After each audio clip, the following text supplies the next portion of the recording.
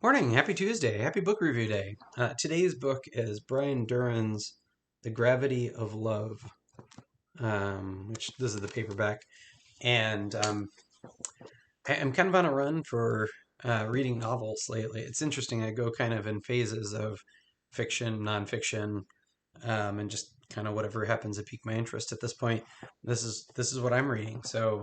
And another author who's up for the Minnesota Book Awards, which are announced, I believe, in April 2024. So we'll see how Brian does.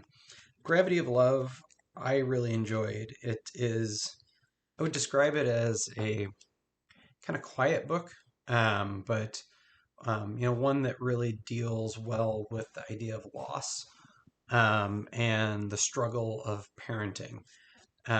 So what you end up having is a mother who gets a cancer diagnosis and then kind of runs away and then becomes a missing person for a while. And, so then you have kind of the mother's dealing with this health problem, and the family is struggling to come to terms with whether she is still out there, whether she's coming back, what happened to her. And so, everybody is kind of dealing with loss on different levels.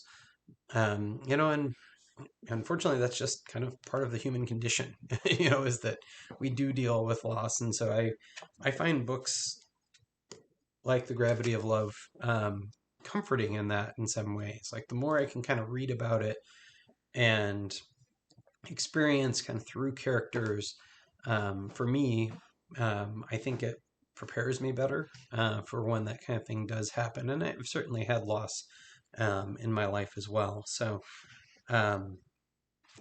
yeah, it's an interesting book. You get different perspectives in it. It follows a decent chunk of time.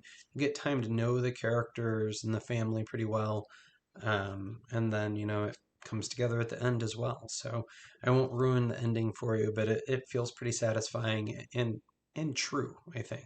But anyway, I would definitely recommend Gravity of Love, Brian Duren. What are you reading?